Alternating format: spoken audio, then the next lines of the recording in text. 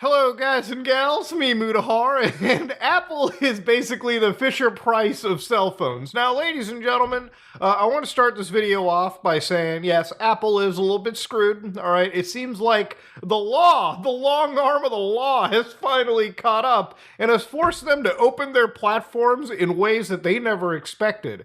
And as somebody that loves opening up platforms, I'm a huge fan of it, okay? Now ladies and gentlemen, as a Linux user on my computer, I too have escaped the shackles of closed source operating systems and companies owning my hardware. You think I let Microsoft touch the bare metal of my system? That's a fat no.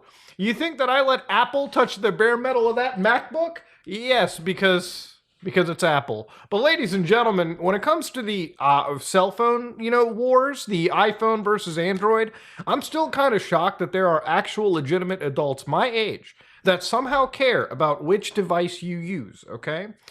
And I don't want to say that getting excited is wrong, because any time any of these companies comes up with something cool, I definitely do like to praise them. Apple just recently unveiled the iPhone 15 Pro with a starting price of $14.49 Canadian. That's certainly not cheap. And of course, it's got a bunch of features to it as well. It's got the new action button, which I guess lets you do a bunch of different things. I guess Apple has discovered macros. Obviously, a better camera, because that's all these phones really seem to be about for most people. Titanium alloy or something that encapsulates the phone so you get a more premium feel. And the A17 chip, which, no joke, is actually so strong that apparently Apple is running the Resident Evil 4 remake on the actual phone. I did not know that was possible, and then to further blow my mind, it's apparently got ray tracing, so they're not fucking around when it comes to this device. But of course, beyond that, Apple has decided to showcase, I'm not joking with you, USB 3. Now, USB 3 is not new, it's a standard that we all have, and Apple has decided to eschew their Lightning connector for the USB-C. But ladies and gentlemen, it's not because they wanted to, it's because the law has effectively forced them.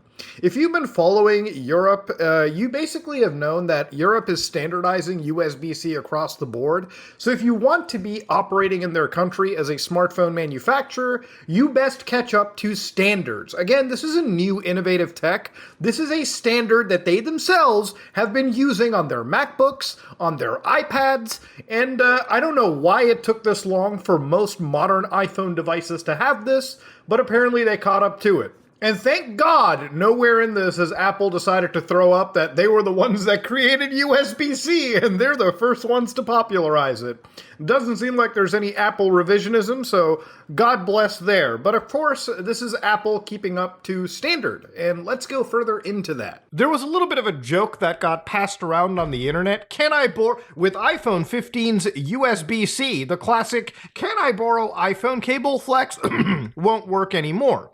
Now this, ladies and gentlemen, is a lightning cable. A lightning cable is so goddamn old that it pretty much relies on like old school USB 2 technology. In fact, very recently, Apple has also provided USB 3 to lightning cables just so iPhones can finally get fast charging. USB-C allows you to get a lot more power jammed into the system, which charges up most modern smartphones up to 50% in like 30 minutes.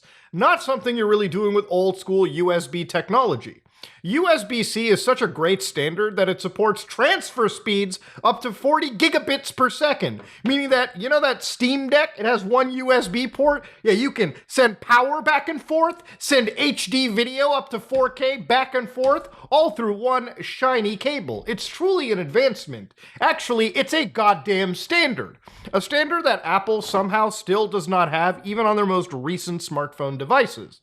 For some reason, Apple has released a lightning cable, which at the time was pretty cool, because it was an upgrade over the 30-pin nonsense that they released way back in the day for the original iPhone. And this was reversible, which people still tell me is so wild and cool. Guys, USB-C's been reversible for a long time.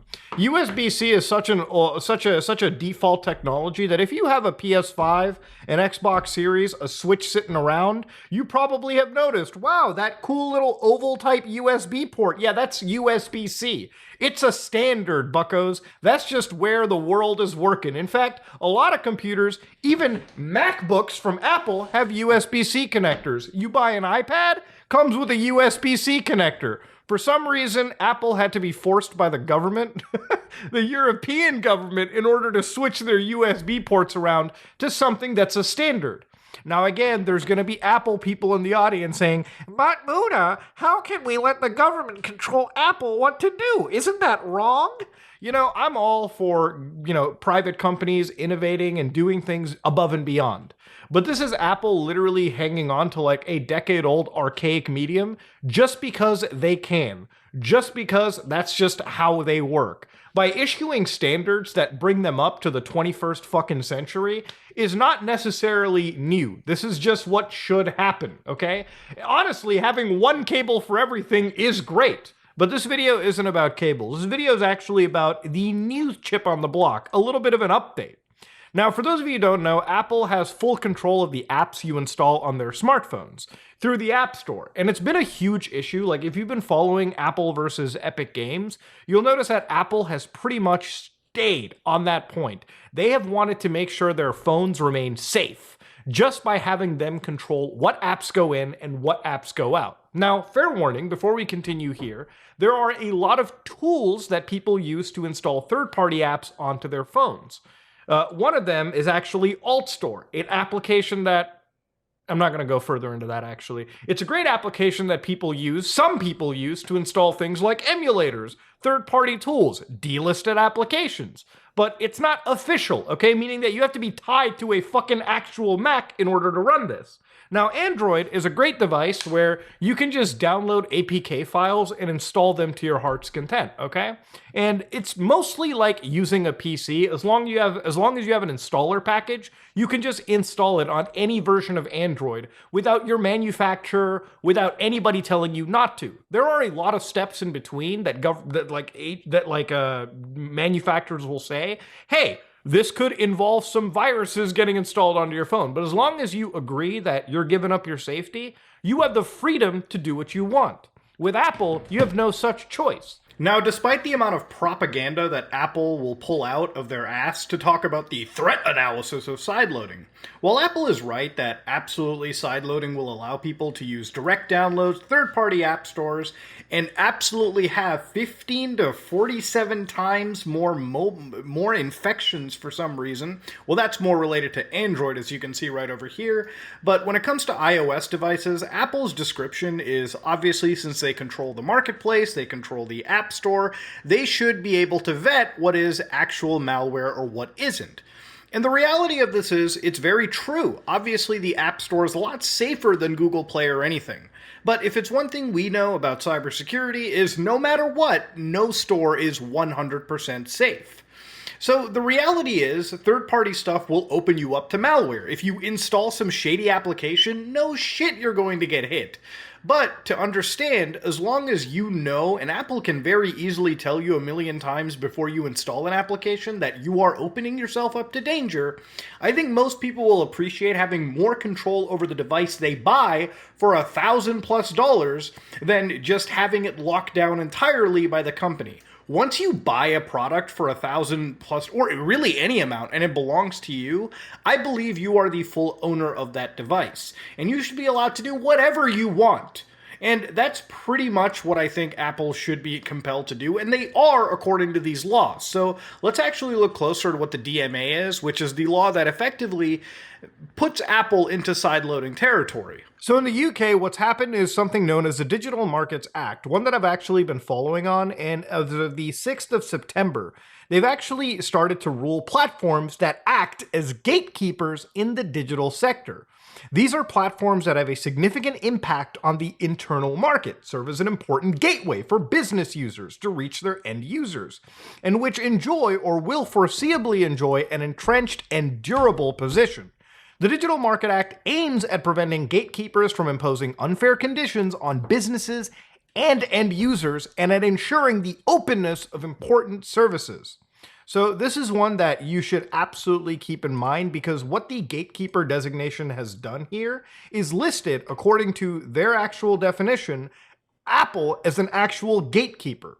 So gatekeepers, according to this document, are actually entire organizations which pass like a three-pronged test. That three-pronged test shows that A, the size that impacts the internal market, and that's presumed to be the case if a company achieves an annual turnover in the EEA of above 7.5 billion euros in each of the last 3 financial years. Ladies and gentlemen, no joke, Apple is one of the richest companies in the world. Of course, they've crossed that. Number 2, the control of an important gateway for business users towards the customer. This is presumed to be the case if the company operates a core service with more than 45 million monthly active end users established. And obviously, Apple's services far exceed the 45 million. So they've clearly crossed 1, 2, and by definition, 3 if they've already crossed 2. So ladies and gentlemen, this is obviously real. Apple is a serious contender, and as far as their operating system is considered, they are 100% a fucking gatekeeper, which is very important because what this allows them to do is basically force Apple into allowing you to sideload third-party applications. So again, going back to Apple versus Epic, remember how Fortnite was removed from the App Store in this stunning manner? Well, it seems like it can actually come back unofficially. See, all Epic has to do is install or give out the APK file or a installer or a third-party store onto Apple devices, and people around the world can just go back to installing that application on a device they paid for. So when third-party applications are here, you don't have to be partaking into them. Me, on the other hand, I'm going to be installing third-party tools all day, every day. Just because if I pay this much for a device, over 4 figures at this point, these devices are like $1,000 now, I should be allowed to install whatever the fuck I want on it. This device does not belong to Apple anymore. If anything, it belongs to me the moment I gave them money at the store and the bag was put into my hand. That's just how it works. That's just how Mafia works. So, ladies and gentlemen, Apple is basically forced into complying with this, and their deadline is by March 2024. So, in about 6 months, they gotta flip the script and start allowing this. Now, obviously, I think they probably may just allow this for European devices, but that's a tough ask, because let's say that an American moves all the way to Europe, they're actually entitled to the same protections that Europeans are, no matter where they buy their device, as far as I understand. So from what I'm getting, meaning we all can just make a European account and get access to features that Apple doesn't want us to have.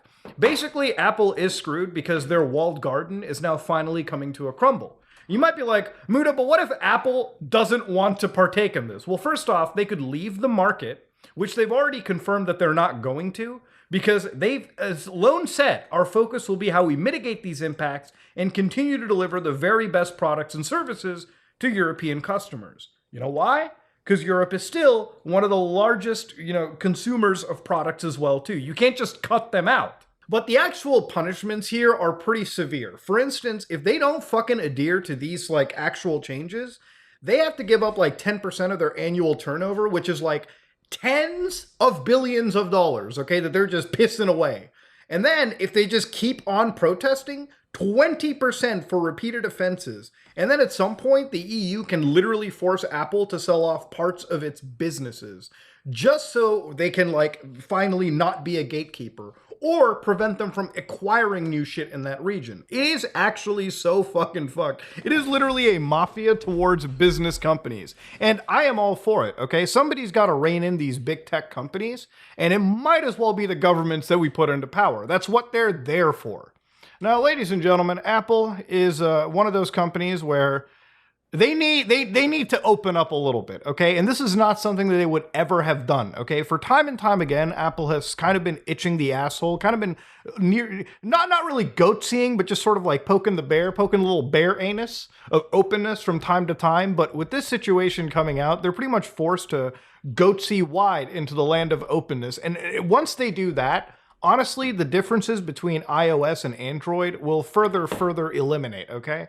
Right now, the only big issue with me and Android and iOS devices is the ability for me not to install third-party stuff. Now, I'm sure Apple's gonna go out of their way to make this as annoying as possible, but if they're following the law, they gotta open up. And ladies and gentlemen, that's what I'm excited about. So I know today's been a bit of a dryish video, but I kind of wanted to talk about Apple being screwed.